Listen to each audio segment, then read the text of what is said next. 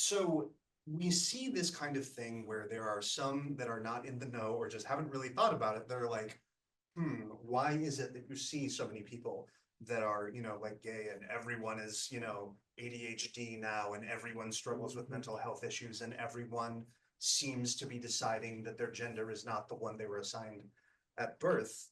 And the reality of the situation is there has always been left-handed people and they just haven't had a safe enough place to say so or to be received.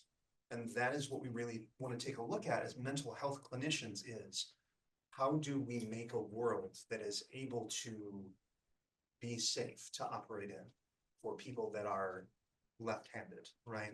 Can I make a so- quick comment? Of course, For my Catholic school friends who went to Catholic school, yeah, the nuns wouldn't let them be Right. left-handed, so. truly. And our society as well still wants to resist the idea that individuals know themselves better than any other standard or whatever may be out there. So society essentially is still against us at times, or at least puts a lot of barriers up, which prevent individuals from living authentically with what they've already known to be true. Okay. Okay. Like in 95, let's see, I started a new job, my boss found out I was left-handed, then he said I do things backwards. But for me, it's forwards. That's very true, yeah. I have something that'll really help this group out. It's a book that I read 20 years ago. It's called Natural Superiority of the Left-Hander. There's a book. There is a book. That is I'll gonna share make, it with the group, yeah. that is gonna make a great birthday present for my mother, thank you. If I could make a comment, of course, this is following on to, I love the left-handed analogy because actually the percentages are about the same Yeah. of who's left-handed and who's transgender. But the word sinister comes from the Latin word for left-handed, Really? and the word gauche is from the French word for left-handed. Wow. So there was a sense going back that if you were left-handed, there was something evil about you, which is why you had to hide the fact that you were left-handed. Which is what we're facing today. Is that there's something evil about us because we're transgender. They want it. I know that the data from before is skewed because it was. I would never have answered a questionnaire saying, do you think you're the wrong gender? No, I would never have said that. I don't care how confidential they said the survey was, I wasn't gonna say that. No. And that was 50 years. So, Which puts into question the current surveys. Because you've got people in certain religious upbringings of certain conservative states or conservative families who are scared to death. Which is why you have such a high suicide rate still among gender non-conforming people. And that's, I don't think that's okay. Okay. Well, I don't speak again. Yeah, but That- they can't hear us. They can only. But Valerie has a comment that I Valerie should has let one. you guys go before we have more discussion. Good idea. Presenters, go ahead and speak. Okay, okay. your turn. Sorry, I'm referring to my notes. That's okay. So the suicide rate in transgender folks is something that at multiple different levels of mental health care, we have had to interface with directly because there is a lot of suicidal ideation in that population. And sometimes there is a misattribution of like why it is. People are like, oh, well, people that are transgender must not be as mentally stable, which is looking at the cause completely upside down, because what we really see in a lot of cases is that to the point of like, if I'm told I'm not left-handed or if I'm told that I'm not transgender, a lot of society will look for any reason other than being the wrong gender that things are not going well. Oh, you just don't fit in with other kids because, like you have different interests, or because we're raising you differently than the other kids' parents are, or because you just, you moved into this town from somewhere else, and so you're just not making friends the way that you're supposed to. And realistically, a lot of that kind of is just a symptom of a deeper overarching dissonance, a feeling like something is not right, not with our environment, but within. And that is different fundamentally, because the thing that needs to change isn't really the person.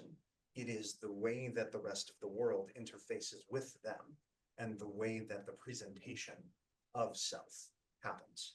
So what we kind of wanted to talk about was, well, as many of these as we have time for, we've come up with 10 things that we end up seeing for transgender folks that we've encountered that are seeking help in terms of what comes up in therapy and what difficulties they generally are seeking help with.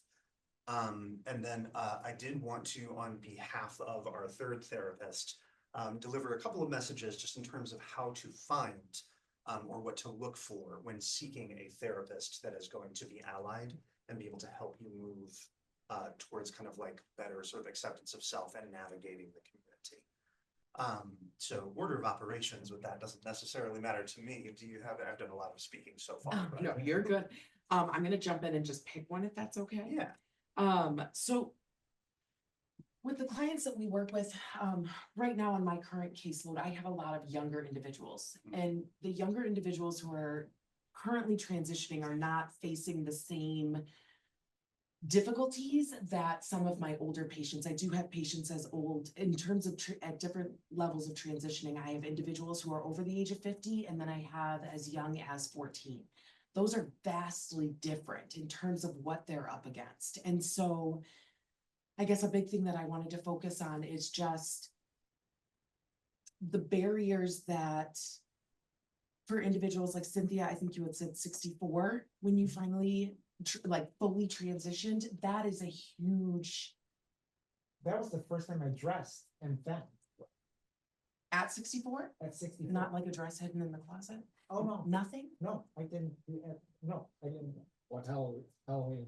One Halloween party in 1983. That doesn't count. That I know, Jordan, yes, I'm like, that does not count, because that's essentially like, when you come into the world of therapy, like, that's what we're attempting to break down, is that most individuals who have already known it to be true, have known since, I know someone already said it as well, most individuals have known since you were about 2. So, I mean, it was really, you know, for my individuals now who are 14, I think I have a lot of 20-year-olds as well.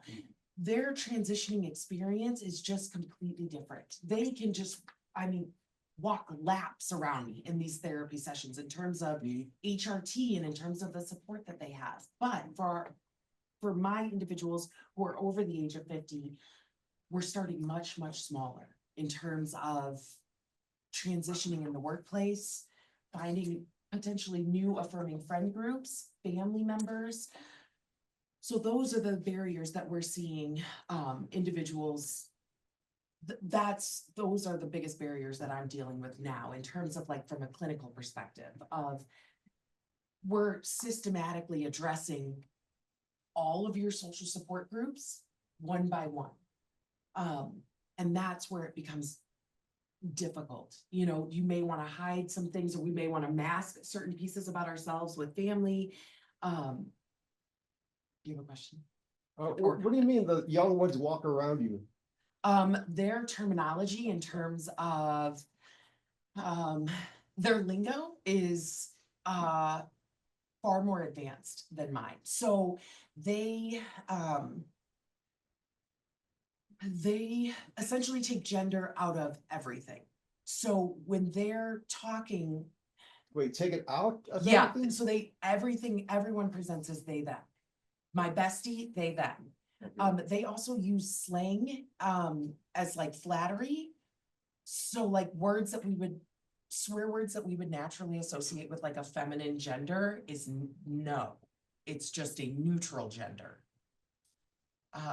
It's my individuals who are in high school, their sitting in session with them looks much different. They have, supportive parents, supportive friends, supportive schools. The social workers within their schools are also very affirming and I supportive. didn't have that and I'm 63. So it's just in terms of like opposite ends. So kind of yes, I guess society has made some progress, but we really, like, there's so much of it where we haven't made a lot of progress. And so that was like the key point that I Yeah. wanted. Yeah. Cause In it's, terms of the generations, though, the whole landscape has just radically changed. Mhm.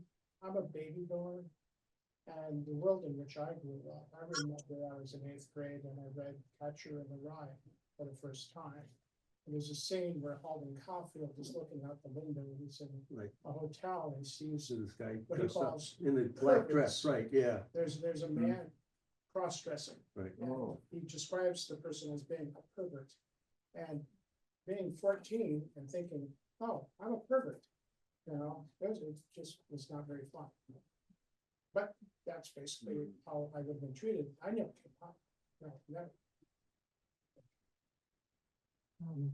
Cynthia can attest to this. The first time that I ever dressed in film was in 2022.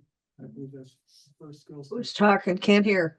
Heather, Did I Heather, speak up. The first Girl Scout out that I ever attended was in 2022, which is the first time I presented fully on film. My therapist, I would see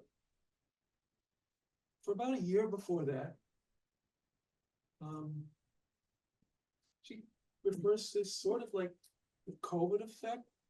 Not so much that COVID had anything to do with this, but the fact that I was working from home allowed me to explore and question myself and say, what is this I've been feeling all of these years?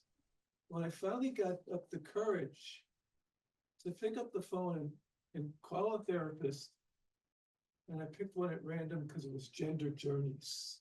That was it, okay. And we meet weekly, telehealth. And she's helped me a lot, this group has helped me a lot. So I've essentially 100% social transition. I may not medically transition, I don't know yet. But you know what? For all intents and purposes, I am a woman. Yes. That's how I am. Am I attracted to men? No. So, am I a lesbian? Yes. So can you guys keep going for the folks on Zoom? Yeah. Surely. Yes. So when we're talking about transitions, there's actually kind of three types of things that are going on that we end up addressing a lot in therapy. And part of it certainly is if you know, a person is pursuing the medical you know, transition treatment and things like this. I just wrote a letter for one of my young trans mask kiddos that is starting hormone treatments. Because you have to, as a therapist, confirm that they are doing it of sound mind and that Yes. this is not related to something else, which is still Mm, somewhat, yes, par for the course. Something that we are still trying to, you know, kind of like facilitate conversations among our colleagues in the psychiatric community. yes, the powers that be. Truly. And so there is the medical piece. There is also the social piece, as we kind of talk about, where the social transition of slowly or sometimes very quickly establishing that this is who I am among friends and family and colleagues, and goodness, there are so many just literal legal things that you have to do also. So it's not just coming out the once, which is something that a lot of people that aren't in the know kind of don't realize, is that the decision to come out is coming out 1,000 times in various different directions. And that is something where it is not always universally as difficult in every direction, because sometimes I'll have somebody who is like, I have no problem coming out to my family. I have no problem coming out to my coworkers. I have 2 friends that I am terrified to tell. Mhm. And I just don't know what that's gonna do to these long-term friendships. Or, you know, I can tell everybody in my life, but I don't know what my wife is gonna think. I'm afraid she'll leave. And so the coming out is not just universally a level of difficulty. It does not break evenly across the different relationships and social strata that we have. And so that's something where as a therapist, we don't talk about just one of those pieces of the transition in one singular session. That is a multi-session arc where we have to go through each one of those pieces to try and make sure that we are doing the best that we can to prepare, to absorb rejection, if that's what it is, to figure out what acceptance looks like and what we're hoping for, and just generally to talk about how much risk they want to take when it comes down to this. And then another big category for that is also internally. So whether or not somebody's internally accepted that, like, essentially where they're at in this transition or how far they want to go into this transition, that's a huge, huge step. Because from a clinical perspective, we don't want to have someone transition socially or, start all of the legal processing and all of that stuff, or come out to their family if there's still that kind of like internal conflict, so to speak. Yeah. So a lot of times, once you start working with a therapist, if that's where we're starting, then that's where we're at. Like, all right, well, I've always been questioning it. But like I said, usually the individuals who I'm working with currently have known since they were 2. So it's Yes. not, like I said, whether it's the 14-year-old or my individual over the age of 50. But that's a huge piece too, for anyone who is kind of, I don't necessarily fit into any of these boxes. I don't exactly know. That's another part where sitting down with a therapist and just dissecting it, just kind of diving into how far do you want to go, or what do you know about it so far? What do you know about yourself? What's on your heart? And just kind of starting there and then build out from that. So just a question, Mhm. not trying to impose what I think or my experience, but what you've heard around the room is we all have different experiences with what the level of which we've transitioned, Mhm. or the level or the extent of which we've come out. You talk about, I'll use the word anxiety that people have. How do you and the client know when a client is ready to take that next step or to come out to a certain group or not? Excellent question. A big thing I look for is that social support. So what all of you have here, that's what I've seen make the biggest difference in terms of like impact. So if somebody has, even if it's like 2 close friends, a lot of times that can help ease that transition just a little bit. It's not going to, there's not like a one quick fix, but if somebody, usually if we can lean into some of that additional support outside of, let's say, the family or outside of the coworkers, if it's a social group like this where you have something to kind of fall back on after you're doing this big leap of faith, I'm coming out to parents, or I'm coming out to my wife or husband, whoever. Usually if they're, like I said, two other individuals that you have close to you who are, you're able to be fully transparent with, that makes a lot of the difference. The anxiety will be there. A lot of times that's our fear. It's the fear of being rejected. It's the fear of being judged. Or like, we just look at our society as a whole and just how not supportive we are of individuals being human. So it's like that fear is essentially what we then get swallowed into. What my therapist told, and this kind of answers your question, Chrissy, my therapist did not know when I was ready. She, and I'm sure you as well,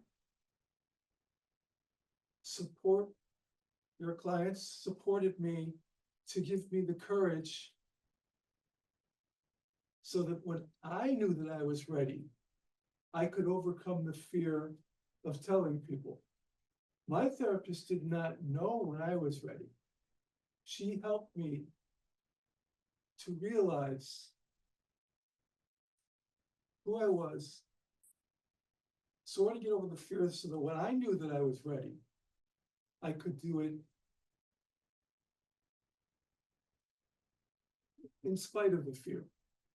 And yes, it's an ongoing process.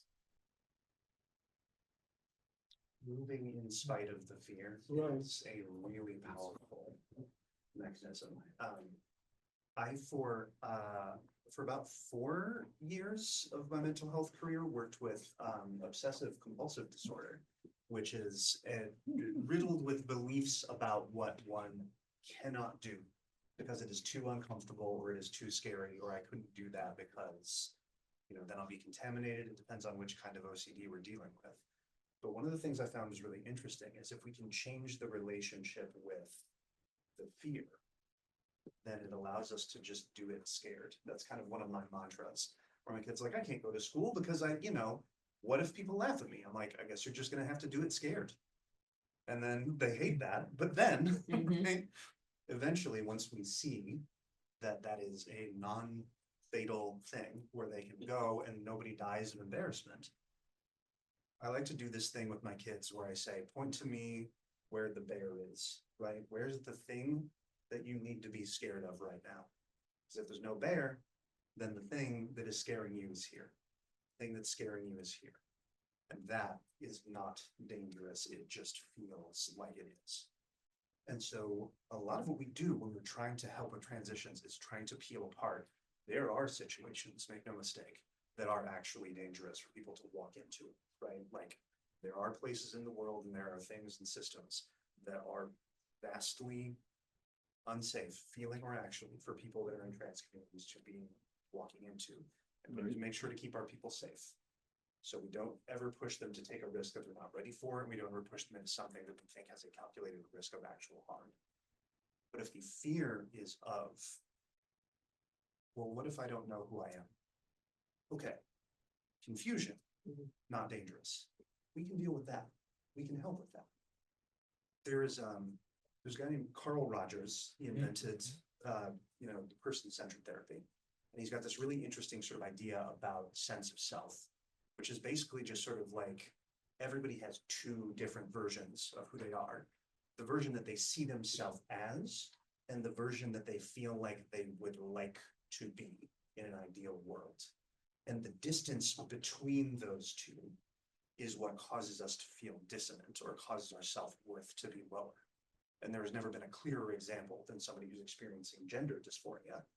And there is this great distance between what I feel like I have to show myself as and who I feel like I ought to be or actually am. And so a lot of times when we're trying to help somebody get there, they might not even know what this other thing looks like yet. They just know it's not here. And so sometimes the first bit that we do when somebody's just beginning to question is, who is she, right? Who is this person that you might be, even if you're not sure? What direction do we move? Could you say again the two views of self? Yes. One is, Yes, one is who we see ourselves to be, the sort of self-image. And one is the sort of ideal self, who we would like to envision ourselves being or becoming. And the self, thanks, the first one is who we are today, Yes, like who I am. yes, okay, or how the world perceives me as I am right. versus how I want to be perceived. Yes, and part of this, which you talked about with these sort of like internal transition, whether or not you tell a single soul about what is going on within you, whether or not you change anything about your presentation, the internal transition is the change in who you feel like you are or perceive yourself to be. If you have decided to transition internally, you are a woman if you have told no one, because the transition has happened here. And then we add, if you choose to share that with other people, but there are secret women everywhere Yes. that have transitioned internally without any of the formality of the government or their social circles. Yeah. It is about becoming your true self. I'm one of these people like Cynthia, who really didn't know who I was. Most of my life, I thought I just was a kind guy. It didn't happen until my early 60s. I started cross-dressing and then realized I didn't want to just look like a woman, I wanted to be a woman. But that was a realization that happened within me, and I'm so lucky because I was a therapist. And I was able to see who I was.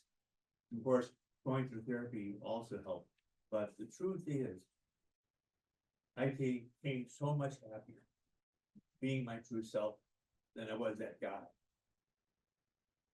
And really shitty guy, that male that I didn't like. And the truth is, this organization has helped me and others so greatly because of the fact that we have support for each other and we help each other, but I mean, I know who I am, there's no question. And I don't want the government to tell me who I am. I mean, I'm gonna be going to a school district in Naperville on Monday. The Board of Education 203 is having a thing about a young adult who's actually in athletics. So they want to burden them with this Donald Trumpism with the DDI and all that stuff, that they have to be a he or she or whatever.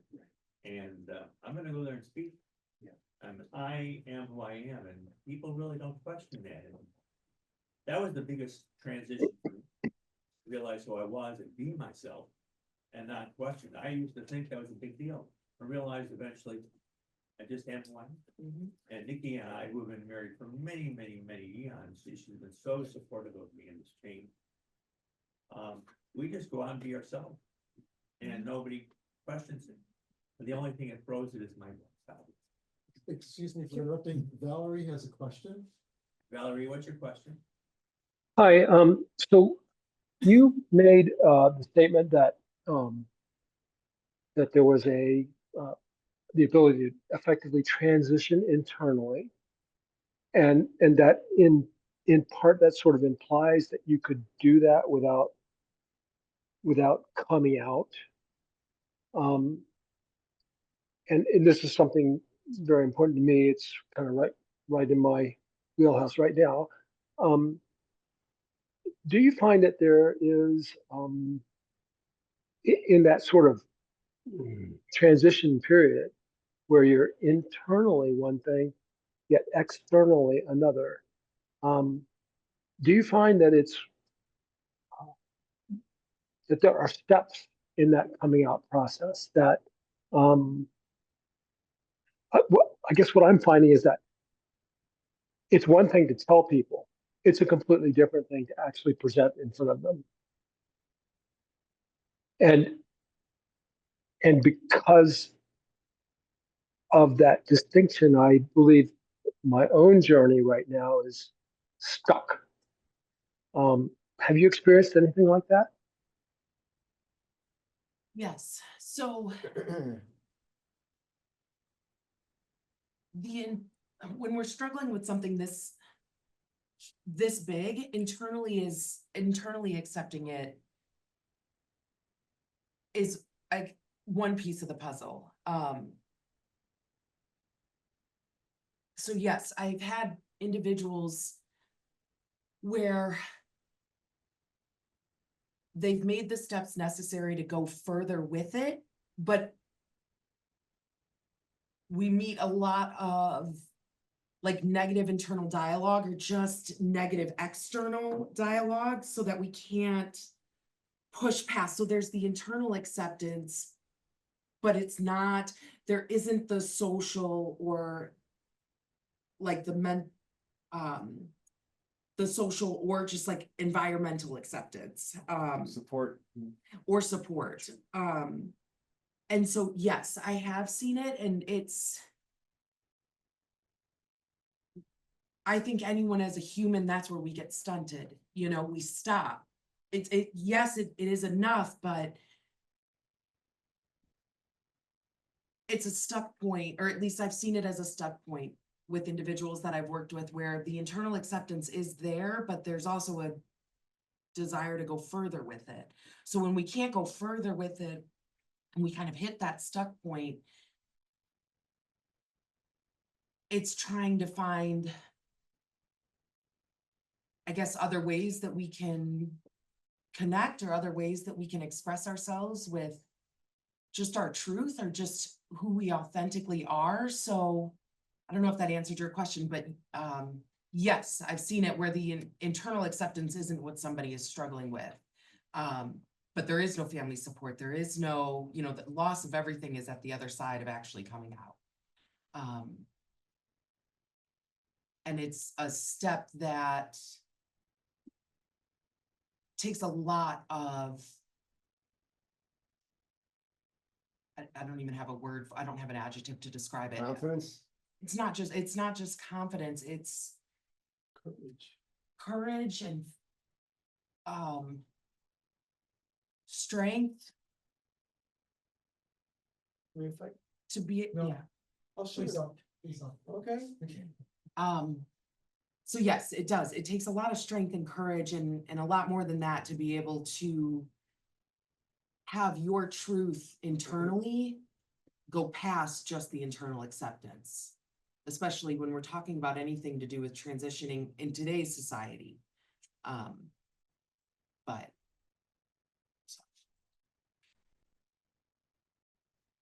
Justin, you said there were 3 types. You mentioned one's medical, Yes. 2 social, And then internal. internal, internal is Sorry. the third. we were like kind of tag Yeah, teaming we were that. just. Okay, Sorry. just Same page. clarify. Yes, I'm truly. taking notes. And so It's the way I learn. yeah, absolutely. The internal transition is so interesting to me because I think that some people almost take that for granted and sort of feel like if somebody is beginning to socially or medically transition, that they've fully accepted or kind of transitioned internally or understood what this identity or expression is going to be. I am seeing a currently presenting externally as cisgendered man who is again beginning the social transition, or not social, the internal transition to like male to female internally, and describes literally being at war with himself by sort of it's almost it would be funny if it weren't rooted in such a like difficult thing for him, because we basically have to have a family session between the two versions Yes. of this person. Because I'm kind of like, what does she think about that? And then he will report to me and be like, oh, she's not happy about that. And I'll be like, okay, interesting. And then I'll be like, okay, so why don't we let her kind of take the reins? And he's like, it's almost like he's pushing the microphone aside and being like, I don't think that she should make the decision here. I think that and so like, there's a part of this where this person is, while this transition is happening internally, is functionally 2 essences that kind of have to accept one another Yes. to integrate into a person that then can present itself to the outside world once we've become sure enough of what that is. And so like, yes, there has been some talks already, right, with like, his wife and friends and other things that they're like, something's happening here, guys. I don't know if I'm gonna be the same as I go through this. But the internal transition can happen alongside the rest of the things going on. And for some people, that is different based on what your end destination is. It's again a factor of the distance between where I am and where I want to be. Some people, once they begin them presenting or presenting as the gender that they feel matches for them, that is enough, right? And they've gotten to the point where they feel more congruent. But there's a huge difference between, right? Like, that's enough for me and that's okay, versus I don't feel like I can go further even though I want to. If you choose to stop at some point, once you've done whatever you need to do, whether internally, medically, legally, socially, okay, I am now more congruent to a point where I feel like I'm closer to mashing together the ideal and the self-image. But if I feel there's something else stopping me, that's when the therapy changes from let's figure out who we are interested in being to how do we navigate around these obstacles in a way, whether they are us, whether they are social, whether they are legal, whatever that is. If I may please ask a little grace from the group, level of engagement is wonderful. You guys came here with some prepared things you wanted to share, and they've been outstanding. Can we try to get through some of those next? And then we'll have discussion afterwards. Absolutely. Although the wizardry of what we do is that we've already woven 2 or 3 of them into the discussion. Outstanding. But yes. It lasts till 10 o'clock now, or? As long as people want to stay. Okay, I have coffee. sure. Coffee? I see it's step number 3. Yeah. 3 and 4. No problem. Yeah. Caffeine. Right. Okay, so another thing that we're seeing, and this is. So another thing that we've seen, medically, Now, anyone who is transitioning or wanting to transition, and I know, Tisha, you had also shared about this, where medically getting that paperwork switched is a huge piece of this, and whether or not you even want it switched, or whether or not you want your gender marker changed. That's one of those things when somebody is ready, coming into, like, what we're working on in therapy is, let's go to the DMV and let's get the gender marker changed, you know, which is not an easy step if there's no other support outside of it. Now, some of my patients right now who are under the age of 16, they're like, I don't really care, this doesn't affect me, whatever. Like I said, they're interesting. But for some of us, that's a huge hurdle to walk into the DMV and get that gender marker switched, and then to have it, then to go medically to whoever your medical provider is. Also having, I don't know, can I just see a show of hands? How many of you have primary care physicians who are aware of your gender? Thank goodness. Yes, and Chris is a yes too. Yes. So that is right now currently in my practice, that is a huge hurdle that we're kind of looking, we're trying to find providers who are affirming, who, you know, as they're coming out into the lobby, they are addressing our patients exactly how they want to be addressed. You know, it's not, you know, and it's just, that's like a big piece of this as well. So medically transitioning, or let me separate this. Even if medically you aren't going to move forward with any feminization surgeries or any, you know, presenting to be more masculine or any of that, just to be identified as your name in a waiting room. Like that is what, like clinically, that's what we're up against. You know, it's just, my younger ones, and I don't know how big this term is, but my younger ones will say like, oh, don't dead name me. And it's like a very like you've never, I don't know, I've clinically never been corrected harder than when somebody's like, you just dead name me, and they like, you know, square up with me in the lobby, and I'm like, oh, shit, you know, and I'm like, dang, and I can swear at this, sorry, I don't usually, and I don't with my adolescents, but, you know, the younger generations are just very big on don't misgender someone, don't call somebody by a name that's no longer theirs, like it's just, it's a different level of addressing it, but like I said, that doesn't necessarily fit for everyone. So it's just something that we address in therapy, because it's not just your family or your social support or your environment, but also making sure that your medical providers are on board with, not even on board, but just affirming. Like I don't, sorry, I use some of the same words, but it's basically somebody is a human, identify them as such, moving on. You know, and I wish that simplicity was in it, but it's just not where we're at. So just kind of addressing it in that level. All right. It's okay. Do you mind if I go No. to one? Yes. I was like, no? Okay. No, go ahead. Go ahead. That's important. Okay. One of the things that I don't feel like it's talked about nearly enough is how much, this is kind of weird to say, but I hope this makes sense, how much damage is accidentally done by well-meaning individuals trying to show support. Allies. Correct. Heavy support. air quote allies, right? Yeah. It's like, there are a couple of people that I've talked to about, various different kinds of, specialized populations, up to and including, you know, like transgender, but also, you know, just even like lesbian, gay, and various different kinds of things, where I'll encounter, usually it's parents of my teenagers, where they're like, I don't get it, right? Like, they'll say, I don't get it, like, girls can do anything, right? Yes. So like, you don't have to be a boy to do that, Mhm. right? Just be a tomboy, right? Just be a girl who plays football or whatever it is. Or they'll say, that sounds really complicated, right? That sounds like it's gonna be really stressful. You're already stressed enough. Yes. You don't wanna go through transition stuff also, while you're dealing with all the stress of like high school and things. Or they're like, transgender kid, that they'll point to that suicide statistic. They'll be like, Yeah. they're more suicidal. You don't wanna struggle more with mental health, do you? I just want you to be safe. Look how much they get bullied. You gotta stay safe. They're saying things that maybe a caring person might say and missing entirely the point. which is that you're still telling me that I'm not left-handed, right? Like, you're still telling me, right? That, because that, you know, isn't this gonna be complicated for you? You're like, Dad, it's already complicated because this is actually just what my life is. It's not just a thing that I've now chosen to do because it's trendy, which unfortunately, I feel like when I encounter that, I got a pretty good poker face. As a therapist, you gotta have one.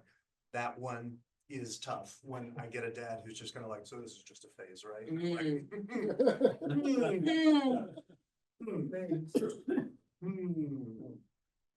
So, I mean, because I wanna be like, no, Stanley, actually, it isn't. But rather than that, and that's the biggest thing, just had a family session with one of these dads. Where it's the same one where we're potentially starting like hormone treatment. And he was like, I just wanna make sure that he's not gonna change his mind, you know, like 2 months after this. I mean, what, do you switch it back? Like, what do you, I'm like, okay, so. I understand that you are coming from a different place, time, understanding, culture, like a whole bunch of different things like this. The anxiety that you're seeing in your child from this dysphoria and disconnect between who he actually is and the daughter that you are still trying to make him. The anxiety's there already. It's not because of this. It is already there, and it will be alleviated, not enhanced, by moving closer to the transition that this child is seeking right now. Which is just simply hard for people to wrap their brains around sometimes, even if, especially if they want to do a thing that is protecting their child.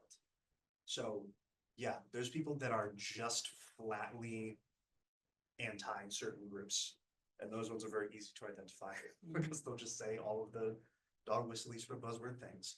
But the problem that happens with people that are well-meaning is that they don't realize that what they're doing is not actually supportive, that what they're doing feels kind. It's kind of like when people extend what I like to call the sympathy hand, when they say like, oh my gosh, like, I'm so sorry, right?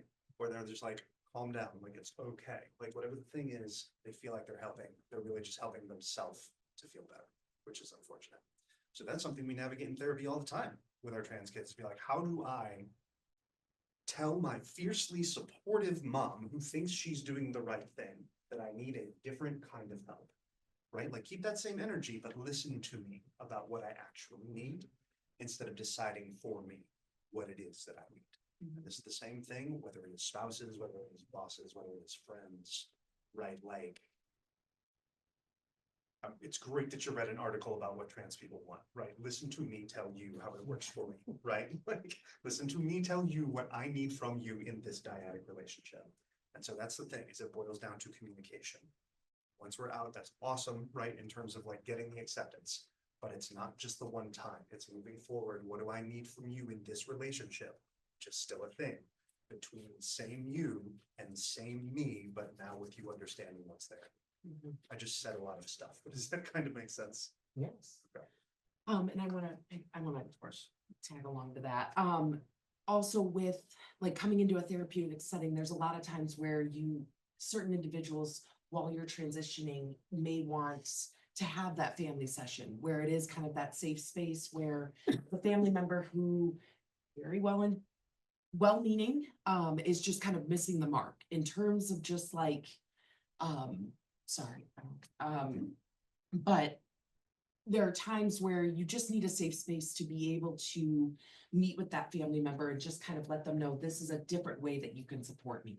And having those conversations, that's crucial. I have a patient right now where we do like monthly family sessions. So the individual, phenomenal, like just phenomenal, kick-ass, like, just. This is the guy that I saw for one. No, this is a different Oh, one. okay. This is, so the individual transitioning is not actually mine. I see the parent. And so I have the parent and the individual, but the transitioning was in my small group.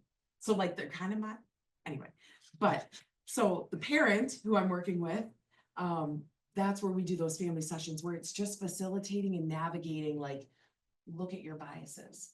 Look at your uncomfortability that you then project out onto that person. You stop listening when it's your rhetoric that gets in the way of it. If this individual is saying, address me as such, done. So it's like, having that come into a therapeutic space where it's not just like, because I have some individuals that are, well, I have one individual who's transitioning where the family just will not acknowledge. So that it's almost as if like the elephant in the room, the family just won't like, almost as if like, essentially like dead naming this person, like, but so in those situations, like bringing that family unit in isn't going to necessarily be like a safe space, but there are some individuals where it is. So it helps tremendously to just have that kind of incorporated. So clarification, so when you get, especially if you're working with a young transgender person, you have these well-meaning, but not hitting the mark. Is the best move to have them come in for a family session, or is there different advice that you sometimes give to them? It depends on the family unit. So if it's like my one individual whose family won't even acknowledge, we're not gonna incorporate family. But the one who the parent is just kind of missing the mark, but still open, like well-intentioned, that's something that we can facilitate. So right now it's like on a monthly basis. So it's like some tension will come up at home. Both parties will make a list of kind of like, hey, like this was really invalidating, like when you laughed about, XYZ, or just like, hey, like, one of the things was like, you wanted me to wear a sports bra, but I don't want to wear a sports bra. So it's like, what's a better way to word that? Or like, why do we feel that it's necessary to give so that's kind of the things that we address. Like, how do we better support this individual being who they are? Even though, yes, now you have 2 daughters, and before it wasn't the case, now you do. So it's I guess it's situation by situation. There's some I would not advise it. The process that you're kind of talking about, I usually kind of envision it almost like, does everybody play Jenga, right? That's sort of like, the block tower game where you try not to knock it over. Like, I initially, when I get a kid and I kind of like meet the family or talk to different people and hear about their life, I'm kind of like, all right, if we're trying to move some pieces around, let's see which ones are actually going to be movable and which ones are going to cause this whole tower to topple. Because sometimes you will get right out of the gate, parents where you're like, ooh, that part is stuck. Yeah. And it would not benefit this person to try and move in that particular kind of way because of what would happen as a result. So we have to start with the pieces that will move. And then slowly we can try and make riskier plays with maybe bigger gains in terms of becoming more ripped. Yeah, we take it. So this, talking about Is it a the question? battle kind of Are we trying to? between biological determinism and social constructivism? Is that what we're going through with some of your parents? Functionally, yes, Okay. depending on where they're coming from. So a lot of different sort of like ways, because we get parents of people, and in fact, just people's families themselves that are comprised of psychologists or lawyers or medical professionals or other things like this that are really sure that they know the way that things should be. And that it strikes something. Yes, Yeah. because there are some individuals, they'll come in and they'll talk about, cross-dressing, and like, they'll use all the terms and they're like, that's a mental illness, right? Like, that's not, and like, here we are, right? So you like clinically composed, right? And like, and you have to like, really like hold your composure, because Yeah. I'm not asking you to explain the DSM-4 to me. I'm asking you to treat somebody like a human, and I need you to take your own personal stuff out of the equation. So it's, yes, you will have the family members that just want to like grind my gears. Okay. And those are the ones where, but like I said, for individuals who are older, we don't necessarily have to combat that, because there are some that we're just never going to change their mind. They're going to believe what they want to believe, and that's just that, and it's like, I just need you to try not to suck that. If you have that archaic thought process and it's gotten you this far, great, but just don't spew that and project it onto other people because of your own dissatisfaction. So it's like, that's where, like, finding those types of environments, you know? You talked about looking for the right therapist, a lot of them have therapists. Yeah. And probably different levels of satisfaction. Can you share with us what your thoughts are on how do we find the right therapist? And what that looks Definitely. I think that there are some kind of like, so one of my favorite things that I used to do in like the hospital, because when, for those of you unfamiliar with kind of like levels of care in terms of the mental health thing, right? PHP or partial hospitalization is kind of like a roughly like 6 hours a day of kind of like pretty intensive like group therapy and like, education groups about coping skills and things like this. And then once you finish that after like 3 to 5 weeks, then you have to be set up with an outpatient therapist to follow up kind of like once a week. So while I was working at the hospital, I would go therapist shopping with my people to be like, who's a good person to like take you the rest of the way. And there was a lot of things that I would kind of look for. But there were certain things that I was kind of like, we're gonna watch out for this kind of thing, and we're not really interested in having that happen. So I think, where did I put that at the beginning of my own note thing here? No, I so. think it's at the bottom. Dang it. Yeah. Okay, that's fine. I should have been off book. That's all right. So one of the things that I actually think is super important is like, if your therapist is either a little bit like goofy or irreverent, it's actually kind of really an indicator that this is a clever and flexible person. And so like, if you make a joke and your therapist is just kind of like, we really need to take this time seriously, then sometimes that actually is something I'm gonna be like, ooh, like, I don't know if this person is going to be able to adapt to you if they're just stone facing and being like, we need to actually take this time seriously. Because I feel like really good therapists that I have encountered are very serious about the work they do and don't take themselves too seriously, if that kind of makes sense. Similarly, this is a bizarre thing also to look for, but a lot of times if a therapist has a sort of like a creative hobby of some kind, like sometimes if it's, if a person is a musician, our other therapist is a full just singer in Yes. multiple bands. And like, I think that's why she's not here. Yes. She's like performing She right is now. performing tonight. That 'Cause is, I yeah. think she got the date of her gig wrong. We were like, okay, whatever. Oh. She's probably performing Chapel She Roan. performs too, huh? Yeah. Yes, very true. And so a lot of times what you find with creative folks is that they are generally able to adapt to and synthesize new ideas quickly and willingly.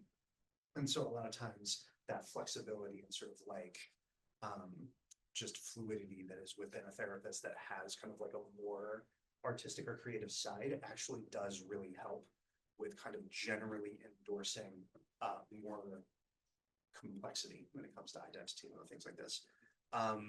This is kind of also a funky thing that people don't necessarily think about. If you're late to a session, or if you have to reschedule, paying very close attention to how your therapist responds.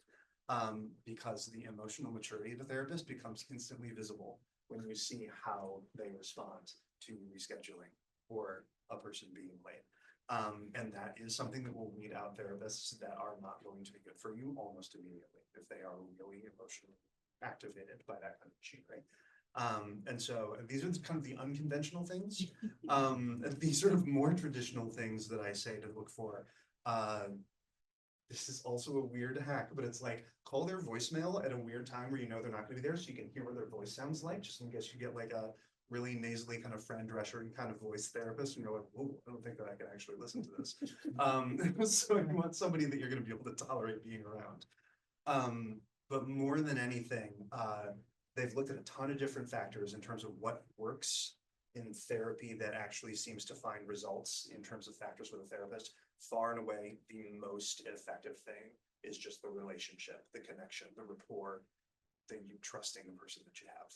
So what I encourage literally even all of my own clients, where I'm like, if you're not feeling this, break up with me, right? Like, Please. I need you to let me know and I can handle it. I was like, I've been, left behind as a therapist before, and that's fine. It's one of those things where like, if the connection is there, it's weird. It's almost like speed dating. You're just kind of like, you can go through as many therapists as you need to Yes. find the one that you actually connect with is way more important then riding out a couple of years to see if this one is gonna work out. Yes. And so being willing to do that is something that's really big. Yeah. Are there different approaches to therapy, like psychotherapy and Oh, talk yes. therapy? Could you explain that? Because I had, I think, two different styles and I like one Yeah. clearly more than the other. Definitely. So I am definitely talk therapy, so a lot of that, and so what that means is just kind of meeting someone where they're at, very person-centered, very kind of what's coming up in your life currently, what's either causing disruption, what's going on present day, you know? Yes, we dive a little bit into the earlier years stuff to kind of see how it informs our decisions today, but really talk therapy is more in the moment, more like present day stuff that we're focused on. And I'm sorry, what was the Psychotherapy? psychotherapy? So psychotherapy is, What do you think? 'Cause Uh, that's kind of what I always got from the therapist was, well, how does it impact you? Or how do you think? about it? Yeah, I mean, there's a lot of different theories, but I feel like if you plot them all in the simplest way, it's kind of like on one side you have behaviorism, where it's like, here's stuff you can do, here's things you can try, skills you can use, other things like this. And on the complete other side, there's kind of like, let's just focus on insight and like trying to figure out who you are and what's going on, the existential crisis and all kinds of things. So there's talk involved all over there. I tend to lean a little bit more behavioral because I want to give some people like stuff they can take home to like go try. But there's a fair amount of talking related in all of this. What's psychotherapy compared to talk therapy? Well, if you're thinking of like psychodynamic therapy, which is your Freud and like Jung and other things like this, that does. Freud couch. Yeah, that goes more into kind of like childhood and kind of like unconscious and like dream work potentially, other things akin to this. There's yeah, like 6 or 7 sort of like main That's theories. heavy, too. But, oh, right, I forgot, we literally had somebody who's like, you know, potentially familiar with that. So like, I personally subscribe to DBT, dialectical behavioral therapy. I like it because it was literally created by somebody who went through a very difficult struggle with their own mental illness. And so Marsha Linehan, who I think is 88, she said birthday. I don't remember, but Marsha Linehan in the 1940s, I think it was, 50s, I think 50s, was really, really having a hard time, was hospitalized for 2 years because of her own mental health struggles. Felt like her therapist did a bad job and out of spite, went to college, got a degree and created her own theory to help other people better than her own treatment team. And so also one of the few like female therapists that sort of like went on to create their own sort of like dominant theory. Yeah, I find it very helpful for people that grapple with kind of like mood swings and like difficulty with behaviors and other things like this, but you know, so there's a lot in terms of different theories. But a therapist, to link this back to what we're talking about, a therapist who kind of like knows what kind of their approach or their theory is and is going to be straightforward with what they're going to do, that can help you figure out kind of what you're looking for, because there's a lot of choices. Yeah. Do they need to be experienced or knowledgeable in transgender issues? Sure helps, I think, is the short answer. But I would like that. I would say it definitely helps.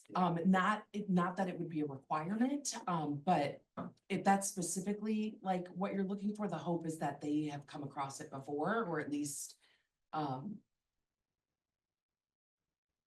unpacked it or processed it with someone in the past, you know, it's just some type of understanding, or at least are just very well versed in it. Like I said, like the patients that I have now, like when I say they run circles around me, it's just because like their verbiage is much different. Like it just, I don't know if they, but I'm with it sometimes. Sometimes I'm not, but oftentimes because a lot of times people will look for therapists now online. Psychology Today has a kind of therapist finder by zip code and by specialization. But again, like I'm seeing that we haven't necessarily, because sometimes there'll be like a specialization that is there in terms of like LGBT, you know, or gender affirming, you know, sort of like care or therapy. It is not always present. And also I feel like some people that just list everything. That's a thing to kind of be wary of. If somebody says they're a specialist in everything, they're a specialist in nothing. And so Right. that is something to be aware of. Now I communicate with. We, there's a question online. Tisha has a question. Surely. Go ahead, Tisha. Unmute. You unmute yourself. Oh, okay, thanks. Yeah, I'm currently in the process trying to find a specialist, kind of like online. You guys are the best I've run into. And Cynthia knows a little bit about my background. And yeah, I really think you really need to know, doctors, both medical and psychological, that know what you're going through. It definitely would help me. So make sure you leave Cynthia your card. I'll be calling. So we will get contact information Yeah. on this practice, Right. which is already, by the way, Ivy League Counseling's already in our messaging. Tisha, but we'll make sure we've got more specific information that you can get. And that's another thing I wanted to say, that if you aren't connecting well with your therapist, like Justin and I, so we work for Ivy Lane. Wendy Pulowski, who owns our practice, some of you have already met. There are like 8 of us kind of working for her. So if you don't connect well with your therapist, just like I said, I'm the same way as Justin, please let me know. I may not be everyone's cup of tea, absolutely okay, but I can point you in the right direction. Or at least like especially if you like meet with somebody a few times, like, I don't know, yeah, the question was like, how do you pick the right therapist? I always just kind of go with my gut. Like my current therapist today, like that woman's been by my side for the last 11 years, and we're just gonna keep on keeping on. Like, I don't know, but it works for us, and if it doesn't, then it's on me to say I need something different. It's very hard. It isn't. We're loading with Yeah, anxiety, Sorry. and now we have another level of anxiety of terminating somebody who's trying to help us. Yeah, it's very difficult. It is very difficult, but yes, it is incredibly difficult. I hope that, kind of like what Justin was saying, that then you wouldn't go even longer into the process, and having that level of vulnerability come out in a space that isn't necessarily the correct one for it. So yeah, it is incredibly hard when it's not a good fit to say like, can you refer me to your coworker who I saw in the lobby?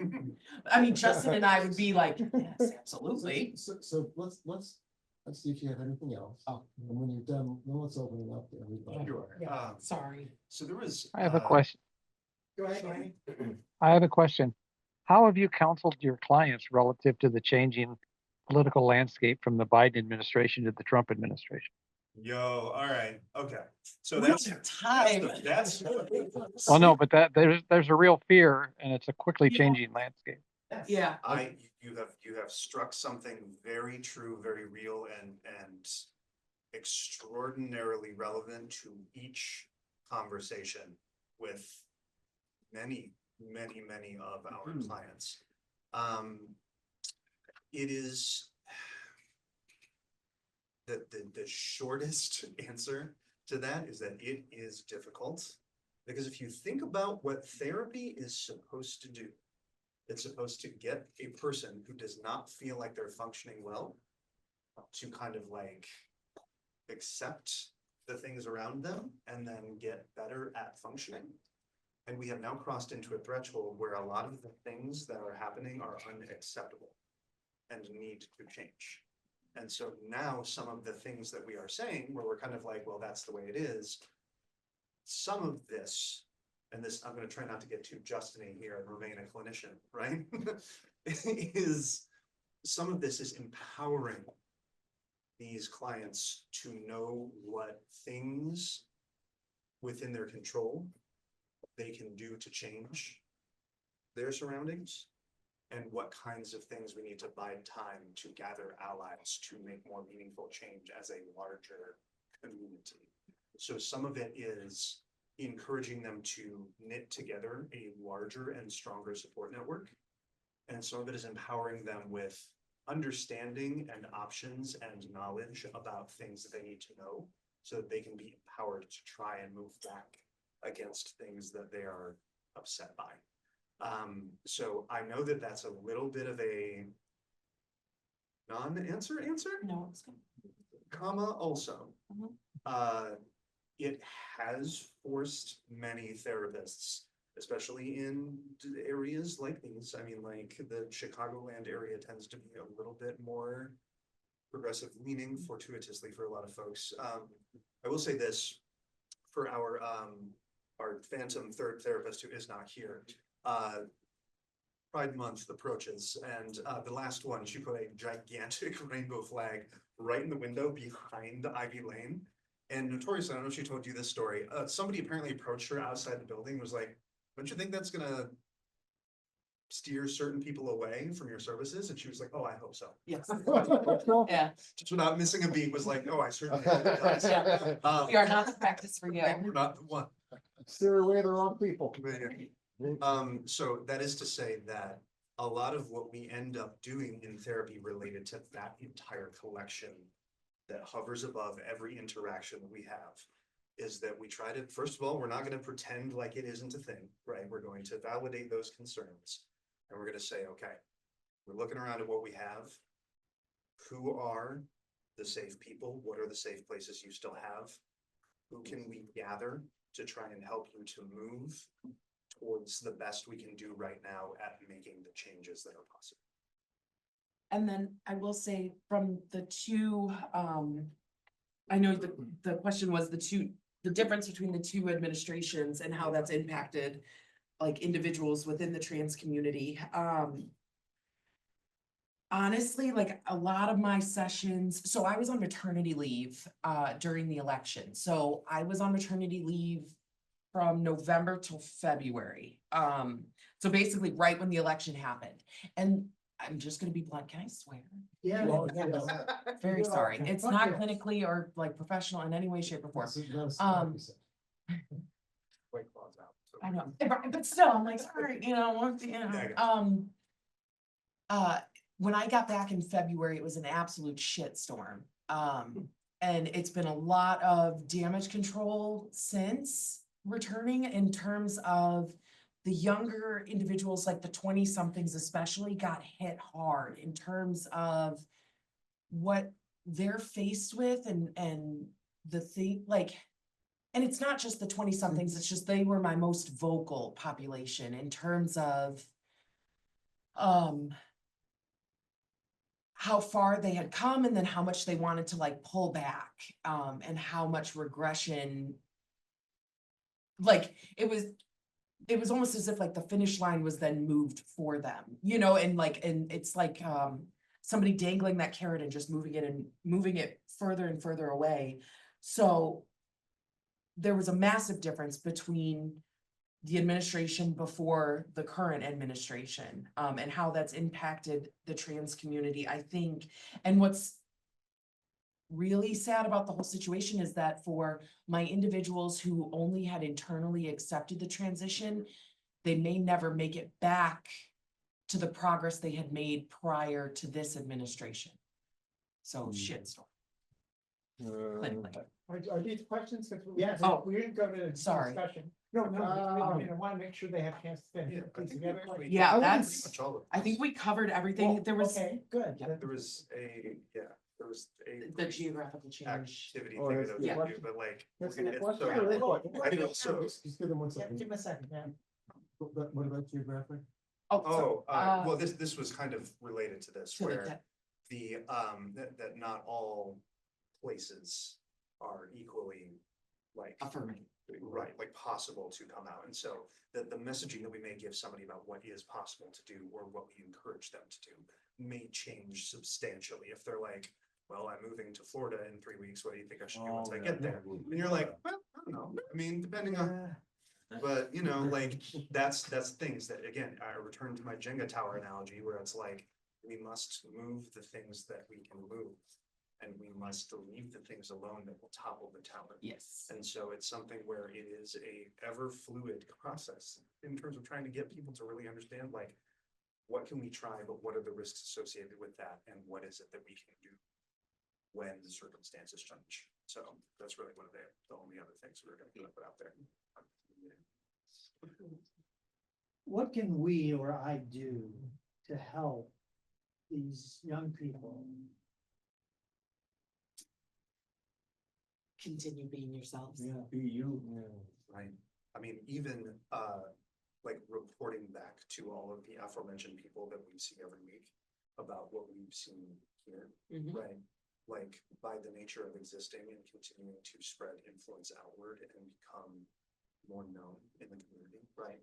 To just continue to be a beacon, and I feel like all collections of folks that are gathered together to try and provide a safe space, once they're known to others, right, like that provides at least internally some solace. So we're gonna ask if we can add you to our mailing list. Email list, and we'll keep you up to date on our activities and all Emails are that. okay. So we'll do that, and by the way, we'll probably have some future activities on activism. And have other, Dorothy is here, has brought in somebody named Jesse, who is a parent of trans youth. And has facilitated at least 3 of the talent sessions, including one here, so we'll be in touch. Because that's, Renee's asking the right question, we Yeah. have a mission here to help the broader community. Right, Yeah. absolutely. I just existing, like just sitting here doing what you're doing, like this is, to have a space like this, like I said, it's unheard of within like, you know, like where our practice is, it's just to have individuals who are so organized and meeting together, like that's what our patients don't see or know, you know, like it's just, yeah, so. Are they aware of BFAD? I don't think so. I haven't had anyone bring it up. Oh, it's outstanding, and they're geographical chapters. So western suburbs, Deerfield, Oak Park, PFLAG. Gotcha. And it started out originally for gay and lesbian parents, forget the I acronym. think parents and friends of Western. Yeah, and now it's focusing on transgender folks as well. Right, because we have 2 questions, Andromeda's been waiting, and Keisha has another question. Danny, before she goes, just posted, this has been an excellent session. I'm suspicious she's going to leave us. I wanted to acknowledge the positive impact. Sure. Up there on the chat. Oh, I didn't see the chat. I know. So, is Florida one of the worst states for transgenders now? Not necessarily, I was just throwing out a chaotic, But, place, but. It seems pretty good. I don't sense any trouble here in Illinois, because, governor supports it. True. And, his sister or cousin is a transgender and transgender billionaire, hotel His business. His brother, Melissa Pritzker. Sister, Served in the it's military as a sister, military officer. sister, right? Yes, The Melissa. cousin, really. The cousin, His cousin? yeah, It's a cousin. cousin. Jennifer is David's cousin. Uh, Yeah. Chicago schools are allowing their, transgenders to participate in women's sports. So they're going against what the president says over here. Yeah.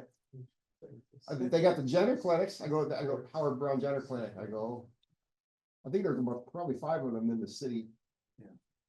Chicago as a sort of cultural center point has still been a place. Oh, it's pretty good.